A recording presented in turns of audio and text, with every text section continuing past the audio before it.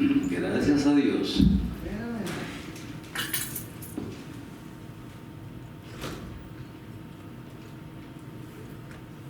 ¿Y usted el domingo pasado por qué no me puso agua en manadera? Porque no vine. Ah, caracas. Me acordaba que usted no estaba el domingo. Andaba haciendo un ministerio. Sí. Manadera nunca está quieta. Se parece a una señora que yo conozco. Sí, nunca está quieta. Oígame, qué cosa tremenda. Si no están haciendo algo, están incómodas. Bueno.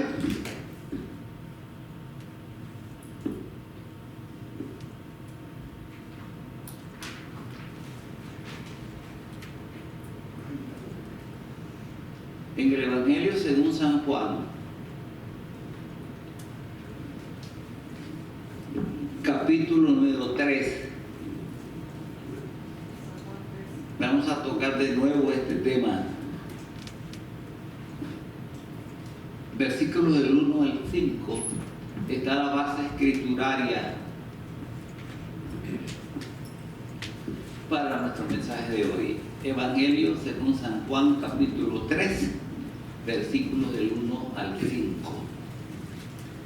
Y como somos muy reverenciales, nos colocamos de pies.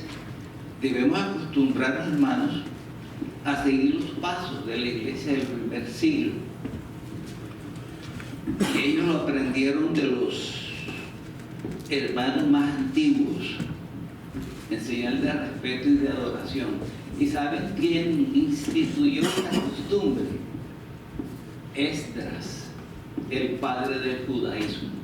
Esdras dice que cuando querían leer la palabra, todo el mundo, la congregación se ponía de pies para reverenciarla de esa forma. Repito la cita, Evangelio de Juan, capítulo 3, versículo del 1 al 5. Había un hombre de los fariseos que se llamaba Nicodemo, un principal entre los judíos. Este vino a Jesús de noche y le dijo: Rabí, sabemos que has venido de Dios como maestro, porque nadie puede hacer estas señales que tú haces si no está Dios con él. Entonces Jesús respondió diciendo: de cierto te digo que el que no naciere de nuevo no puede ver el reino de Dios. Entonces Nicodemo dijo: ¿cómo puede un hombre nacer siendo viejo? ¿Puede acaso entrar por segunda vez en el vientre de su madre y nacer? Entonces Jesús respondió: de cierto te digo que el que no naciere de agua y del Espíritu no puede entrar en el reino de Dios. Padre, en el nombre de Jesús, dirige nuestros pensamientos ahora y síguenos dando la unción del Santo que tanto necesitamos.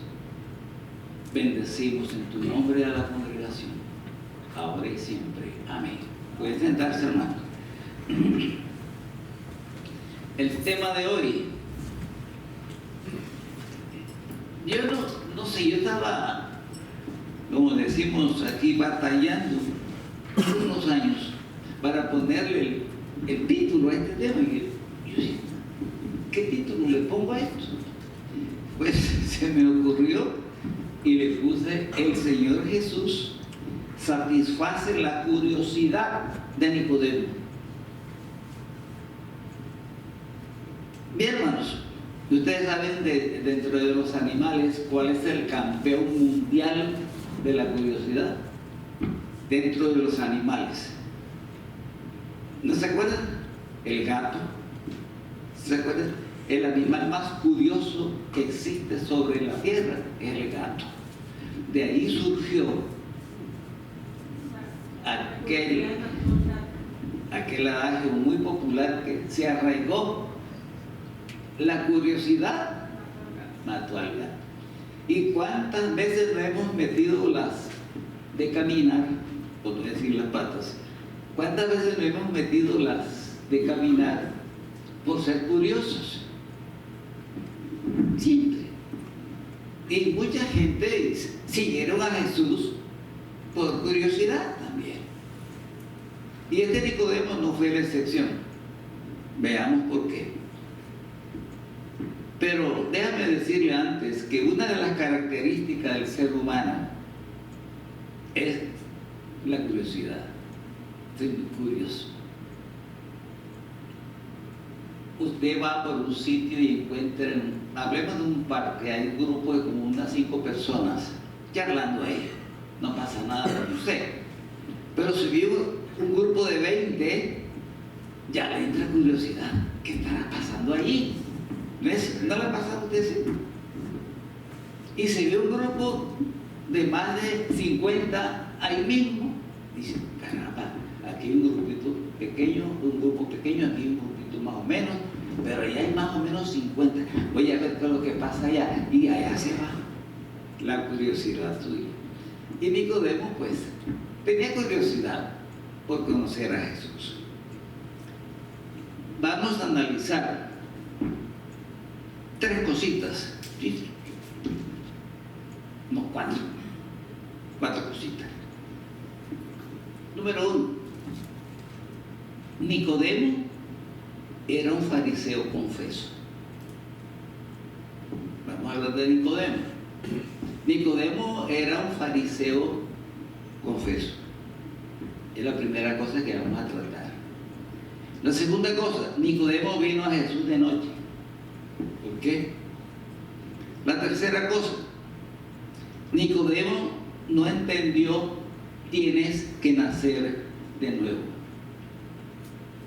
Y la cuarta cosa, Nicodemo era consciente del poder de Jesús. Nicodemo era un fariseo confeso. ¿Quiénes eran los fariseos? El fariseísmo era una corriente filosófica, teológica, doctrinal. Como dijo esta mañana el hermano Javier Celedón, eran de huesos, ¿cómo que dijo? Colorado. Sí, le estaba hablando de un hermano que le estaba hablando del evangelio, pero era de huesos colorados. ¿Qué significa eso? Que era bien recalcitrante, no entendía. Entonces, este Nicodemo pertenecía a ese grupo, pertenecía al fariseísmo, era fariseo, un fariseo confeso, es decir, practicaba el fariseísmo. Era un observador de la ley mosaica. Noten ustedes lo siguiente, mira, él sintió curiosidad por saber de verdad quién era Jesús, seguro.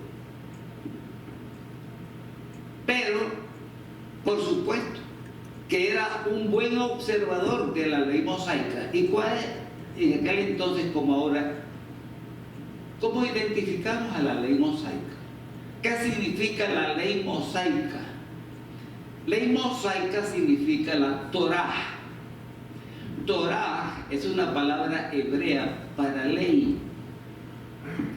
Y la ley está compuesta por 5 elementos. El primer elemento se llama Génesis. ¿Y el segundo cómo se llama? ¿Y el tercero? ¿Y el cuarto? ¿Y el último? Deuteronomio. Esos 5 libros conforman lo que se denomina la ley mosaica, la ley de Moisés. Y por supuesto, hay un término muy elegante dentro de la cultura griega, el Pentateuco. Así se denomina el conjunto de los 5 libros, Pentateuco. Penta es la palabra 5 para griego, ¿no? ¿Usted se acuerda de eso? Sí. Gloria a Dios. Este era un buen alumno de griego, por eso recuerda tanto. Era un observador de la ley mosaica. Cumplía todos los requisitos. La segunda cosa que tengo que decirle acerca de Nicodemo, que creía que había otra vida después de la muerte, fíjate. Ahí estamos bien. Porque hay otra vida después de esta. ¿Cierto? La continuidad. ¿Y qué hago yo entonces para heredar esa vida eterna? Bueno, seguirse portando bien. Sí, porque a usted le cuesta más fácil. Sí, le cuesta mucho trabajo portarse bien. Hay que hacer lo posible, pues entonces interesar la cosa y empezar a portarse bien. Creía que había otra vida después de la muerte. Estoy hablando del fariseo Nicodemo. Creía en la existencia de ángeles. Pero ¿sabe qué? Aquí se distorsiona un poquito nuestra identidad con respecto a Nicodemo, porque él creía. Nosotros creemos en los ángeles, ¿cierto? Pero para los propósitos del Señor aquí en la tierra, usted será más importante que los ángeles. ¿Qué quiere decir? Sí. Diga, ¿quién dijo sí? A ver, ¿quién dijo sí? Que no lo escuché bien. Sí, yo. Usted fue la que dijo. Y eso lo aprendiste de Macario. Porque a él fue que le escuché eso hace unos años. Sí. Usted es más importante aquí en la tierra que los ángeles. Entonces aquí los ángeles no hacen nada. Nada. Entonces, ¿qué es lo que hacen los ángeles? Alabar a Dios. ¿Dónde? Arriba. Siempre, siempre. Pero un ángel no va a su casa a tocar la puerta como lo hace usted. Vengo a invitarlo a la escuela dominical. Vengo a hacer esto. Tenemos un programita en la iglesia. Un ángel no hace eso. Pero usted sí. Entonces Nicodemo creía en la existencia de ángeles. Creía también en el libre albedrío del hombre. Ahí estoy de acuerdo con él. Y usted también, imagínate. Ahora, ¿cuándo el hombre adquirió el libre albedrío? Cuando el hombre estaba listo para echar la mano del libre albedrío, desde el instante mismo que Yahvé Dios sentenció en Génesis 1:26. ¿Sí se acuerda lo que dice Génesis 1:26? Hagamos al hombre a nuestra imagen conforme a nuestra semejanza. Ese es el carácter moral de Dios. Está especificado ahí, está explícito. En ese carácter moral, ahí Dios le dio libre albedrío. Dice, para que se enseñoree sobre las aves, sobre las, etcétera, etcétera. Entonces, Adán pecó porque tenía libertad para hacerlo. Sí. No, porque la que indujo al pobre Adán fue Eva, echándole la culpa a la pobre Eva. Eva no tiene la culpa en eso. ¿Quién es entonces el culpable? Solo Adán es el culpable. No, pero ella me insistió. Bueno, usted, bobo que se dejó convencer. Porque Eva le dijo a Adán, mira, esto es bueno, y le pintó muchas cosas lindas. Y dice, Adán, no, el Señor dijo esto y esto y esto y esto. Él dijo que si hacíamos esto íbamos a morir. El famoso árbol que estaba ahí en el centro del huerto, ¿se acuerdan? El árbol del bien y del mal. Ese árbol tiene un nombre, se llama conciencia. Póngale la firma, se llama conciencia. Entonces, el libre albedrío de Adán lo llevó a salir del huerto, él fue culpable. Porque él creyó que era bien. Se dejó convencer, no importa, ese ya es asunto de él. Pero por ese Adán estoy yo sufriendo y usted también es culpable de que muramos. Y si Adán no hubiera pecado, ahora fuéramos inmortales, ¿no? Entonces el pastor Marco me preguntó una vez en una clase allá, me dijo, pastor tal, ¿y cómo íbamos a hacer entonces si nadie iba a morir? ¿Dónde cabríamos tanto? Usted no se acuerda de eso, pero yo sé. No sabemos qué plan tendría el Señor. Nadie va a morir, ¿dónde cabríamos tanto? Usted y yo sabe qué plan tendría Dios con nosotros. Pero conocimos la muerte por nuestro albedrío. El castigo llegó porque así lo decidió el primer hombre. La paga del pecado es la muerte, ¿verdad? Pero la dádiva de Dios es vida en Cristo el Señor. Entonces Nicodemo creía en el libre albedrío. ¿Usted hace lo que quiere o no? Usted hace lo que quiere, porque tiene el libre albedrío. Prima la voluntad suya. A veces prima la voluntad del hombre y no la voluntad de Dios. Y muchas veces nos confundimos. Yo creo que es la voluntad de Dios que haga esto, y las cosas salen mal. Entonces, yo creía que era la voluntad de Dios. Entonces Nicodemo era un fariseo confeso. Vamos a la segunda cosa que anuncié. ¿Se acuerdan que anuncié 4? Vamos para la segunda. Nicodemo vino a Jesús de noche. Usted preguntará, bueno, hay muchas teorías, ¿no? No, que de pronto era esto, que tiene sus prejuicios, que tal, que pascual. Vamos a analizar. ¿Por qué cree usted? Y lo voy a dejar para que usted me ayude en esa parte. Me faltaron 2 puntos ahí, entonces usted me va a ayudar para ponerlos aquí. ¿Por qué cree usted? Voy a empezar por el pastor Marco. Yo nunca lo involucro en los sermones, pero hoy vale la pena que se meta también en el cuento.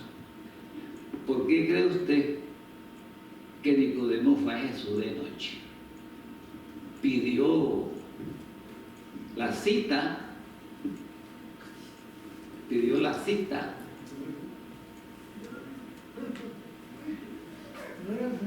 Gracias, Timoteo. El cielo bautizó Macario, le dije que él era el Timoteo. Bueno, estoy escuchando. Pues porque él era un fariseo, los fariseos, y por miedo a que se dieran cuenta los otros fariseos. Bueno, ya pues no me predique, pues ya está bien. Me va a predicar, pues. No, está bien. Y hay una razón. ¿Y ustedes qué piensan? ¿Por qué creen ustedes que Nicodemo quería ver a Jesús de noche? Otro. Hermana, usted está que quiere decirme, pero no se atreve. A ver ustedes aquí. ¿Por qué cree usted que Nicodemo quería ver a Jesús de noche? ¿Por qué? La razón que usted me dio de peso. Necesito otro. El que dirá. Para evitar el que dirán. Qué bueno.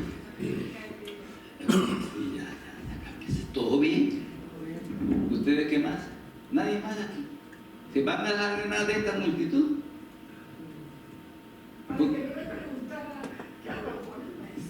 Pues sí, curiosidad. Por eso el tema de hoy, el Señor Jesús satisface la curiosidad de Nicodemo. Entonces, bueno, como ustedes han enmudecido momentáneamente, yo voy a responder por ustedes. Nicodemo vino a Jesús de noche. ¿Por qué de noche? 1, no quería ser visto. La cosa es que Nicodemo le dijo a uno de los discípulos de Jesús: oye, ven acá. ¿Cómo hago yo para hablar con el maestro? Él está ahí ahorita, ve ya. Me imagino que le dijo como a las 11 de la mañana. Ahí está, antes del almuerzo, ve, ahí está desocupado. Nicodemo dijo: no, yo quiero ir. Él no estará muy ocupado en la noche. Y dice: no, está bien. Entonces le dijo: Nicodemo quiere hablar contigo. ¿A qué hora? No, viene por la noche. Bueno, listo. Y Jesús lo esperó. Y Nicodemo llegó. Es cuando se entabla el siguiente diálogo que ustedes acabaron de escuchar ahora, cuando estaba leyendo. el pasaje. Entonces, perdón, Nicodemo vino a Jesús de noche porque no quería ser visto. Y no quería que lo confundieran con un seguidor de Jesús. ¿Por qué razón? En primer lugar, Nicodemo pertenecía al tribunal eclesiástico de los judíos. ¿Y cuál era ese tribunal supremo? El tribunal moral de los judíos.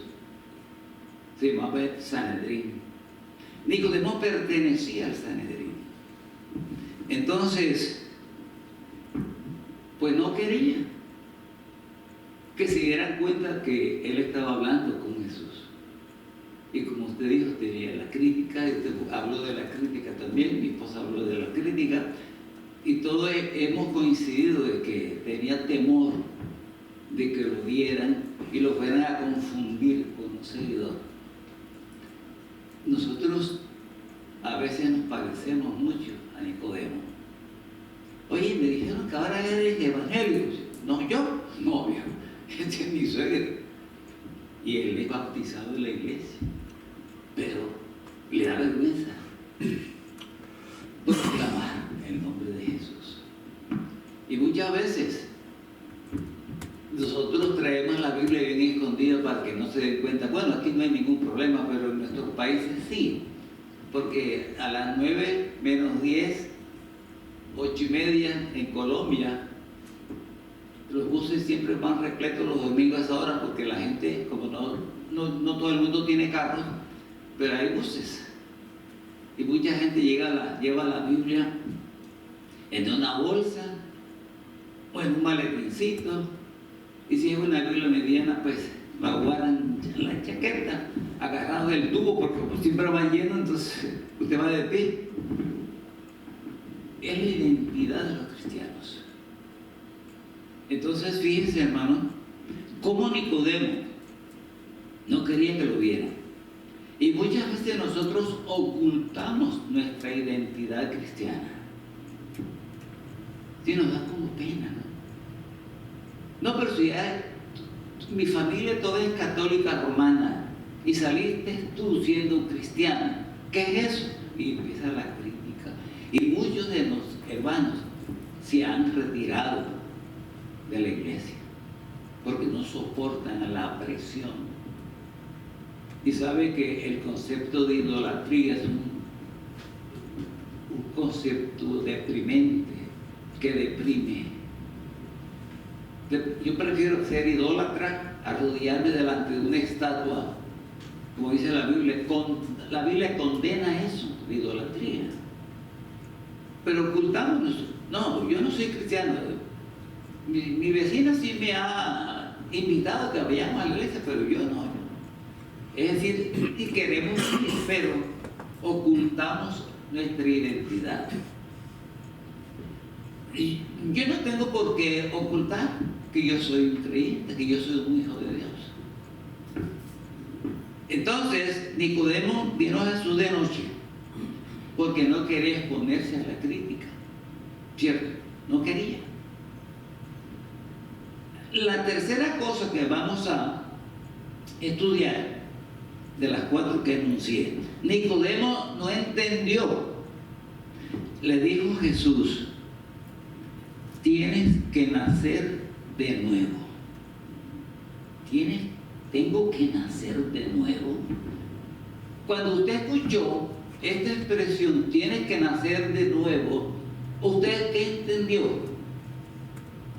Y fíjese, y Nicodemo, que era tremendo magistrado, porque era un conocedor de la ley, hacía parte del Sanedrín, era de una familia muy prestante de Jerusalén. Y cuando Jesús le dijo, tienes que nacer de nuevo, pero ya Jesús había conocido el concepto que Nicodemo le había expresado en el versículo anterior.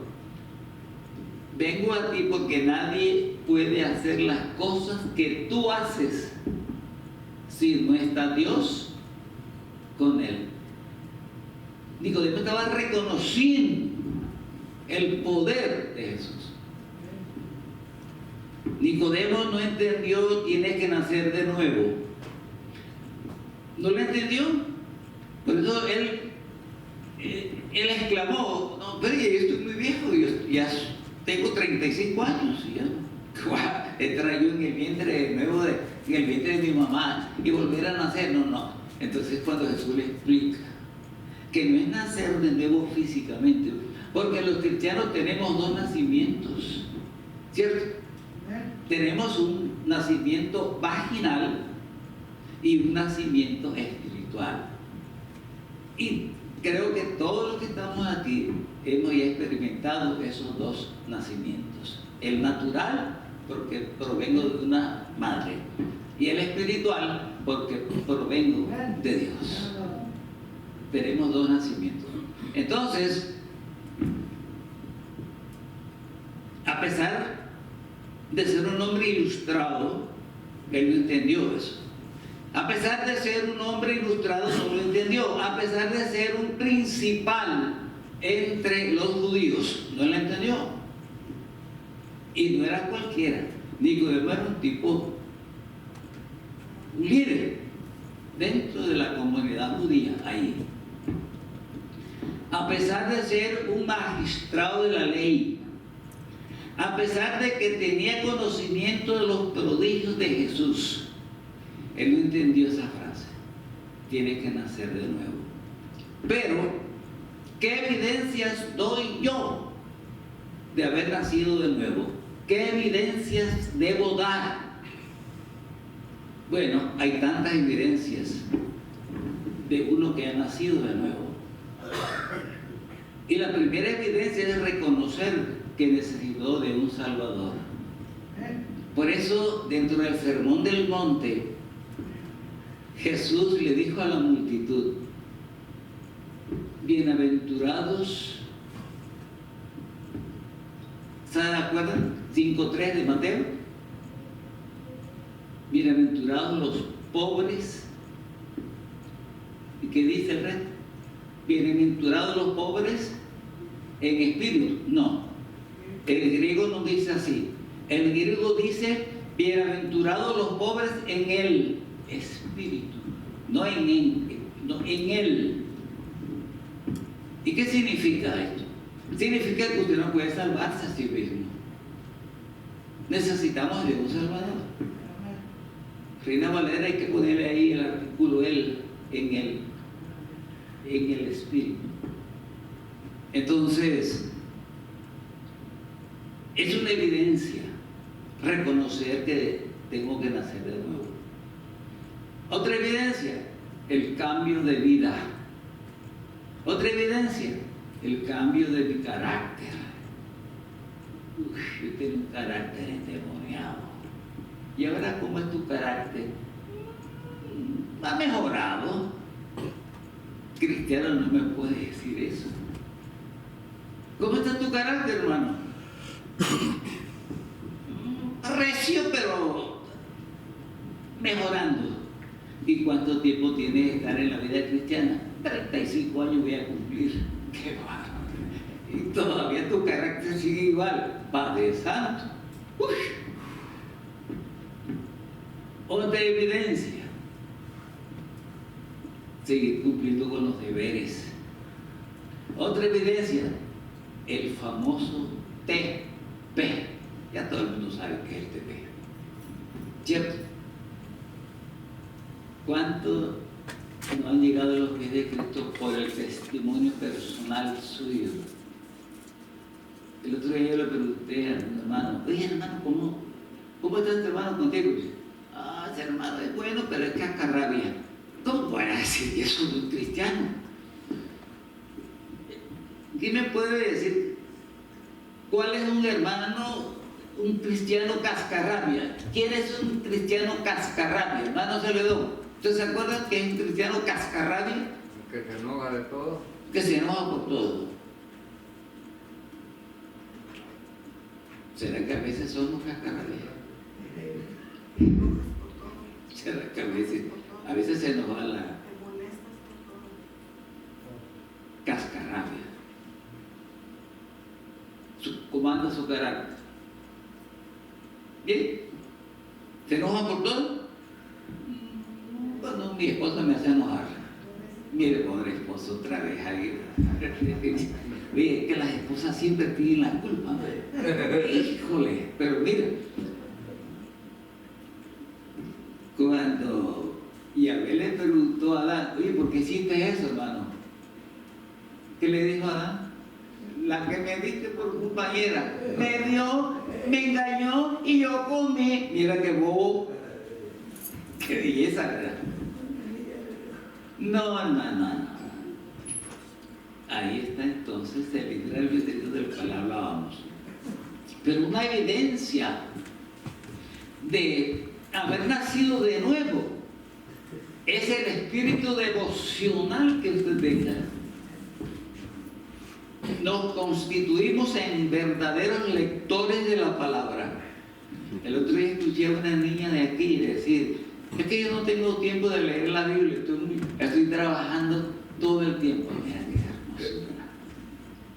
Eso es lo que se llama un cristiano moderno, con viaje a las estrellas, que vaya pero que no regrese. No tengo tiempo para leer la palabra. ¿Te cree? ¿Habrá nacido de nuevo? Como dicen en mi país, ni por el chiras, que va. Ese es el cuento chino. Otra evidencia de nuevo nacimiento es el concepto de la oración. Hermana Nancy, públicamente, muchísimas gracias. Esa oración tan sentida que usted dijo esta mañana, favoreciéndonos a mi esposa y a mí. Muchas gracias. Hermosísima. Entonces, fíjense, la evidencia de haber nacido de nuevo es que nosotros oramos, tenemos que orar. Y si lo hace de rodillas, muchísimo mejor. ¿Por qué? Porque nunca estás tan alto como cuando estás de rodillas. Entonces, mi hermano, es una evidencia. A veces trabajamos, llevamos el dinero a la casa y yo me porto bien, pero eso no es suficiente. Un nuevo nacimiento, la evidencia más clara es que usted tenga una comunión permanente con su Señor. Por eso vienen las bendiciones detrás. Y finalmente Nicodemo era consciente del poder de Jesús. Hermanos, nosotros tenemos a veces una costumbre fea de orar con dudas. Nuestra fe tiene que ser una fe de acción y no dubitativa. Usted puede orar y el Señor le va a escuchar, sí, porque hay una promesa preciosa en la Escritura, que el Señor escucha la oración de sus siervos. No, que yo no sé orar. Sí. Una hermanita en Colombia me dijo: ay, pastor, yo quiero orar así como ora la hermana Nidia. Y la hermana Nidia tenía como, en esa época tenía como 40 años de ser cristiana. Pero ella escuchaba a ella y le decía: yo quiero orar como ella. Voy a decirle que me enseñe. Yo le dije: no, hermanita, eso no se enseña. Uno aprende solo. No, que yo no sé orar. Empieza dándole gracias a Dios por la comida. A ver cuántos oran aquí por la comida. Ni uno. Ah, bueno, hermano, si le doy y yo, somos los únicos, porque nadie. Ay, mi esposa también. Ah, también está saliendo ahí orando por la comida. Hay que orar por la comida. Amén. Dice. A mí lo que cuando empiezo a orar enfrente de la gente me pongo bien nervioso, mi ojo empieza pim. No puedo. Es cristiano moderno. No puedo, yo solo sí. Ya el hermano José Estara lo bautizó, cristiano moderno. Sí, pues. Ay, gracias, hermana Adela. Dios usted en el clavo, como decimos. En mi país tienen esa, hay muchos dichos ahí, ¿no? La semana pasada, No, Ella estaba parrandeando por otro lado. Bueno, Nicodemo era consciente del poder de Jesús. Lo manifestó en el versículo 2, como dijimos hace un rato. Dice: Rabí, sabemos que has venido de Dios como maestro, porque nadie puede hacer las cosas que tú haces. Ahí reconoció el poder de Jesús. La oración tiene poder. Gloria a Dios. La oración tiene poder. Entonces, ¿por qué no oramos si la oración tiene poder? Pero algunos no creen en la oración. Piensan que es una perdedera de tiempo. Hermanos, en mi país hay una iglesia que tiene un programa evangélico. No es bautista, quiero hacer la aclaración. Y el pastor dice: orando y con el mazo dando. Yo no sé qué significa eso, pero así es. Hay que orar. Y una evidencia, repito, del poder de Jesús es que usted tiene la seguridad de que al orar usted va a tener una respuesta.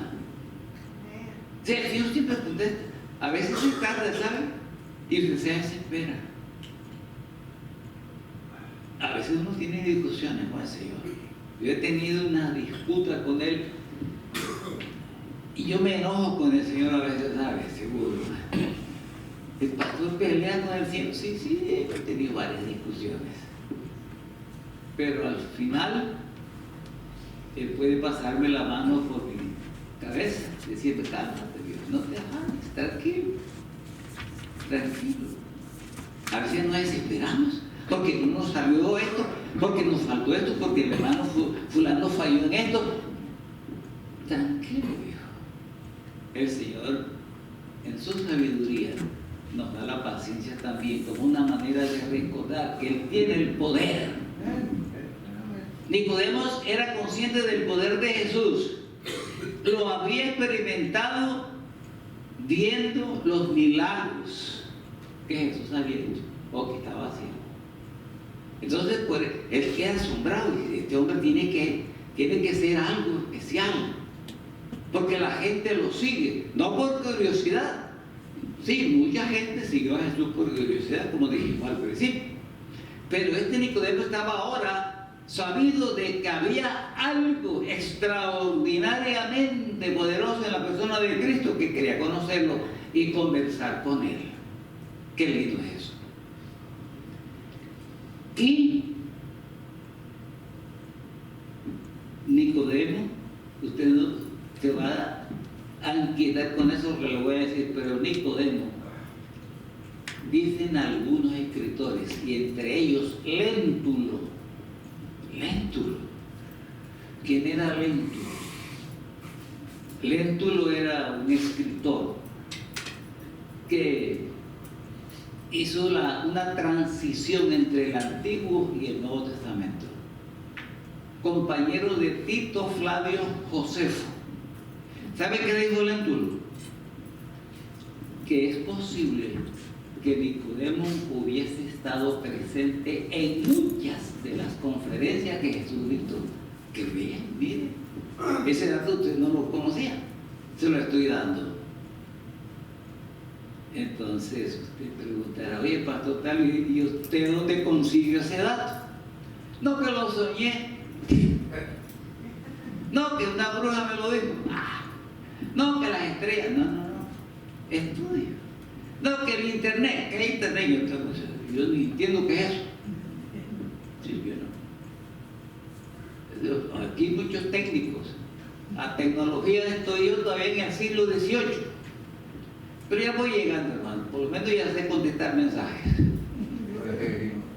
Jesús le dice a Nicodemo: tiene que nacer de nuevo. Y nacer de nuevo significa varias cositas. Nacer de nuevo significa solamente 3 cosas. Yo se las voy a repetir. Significa que Cristo llegó a su corazón.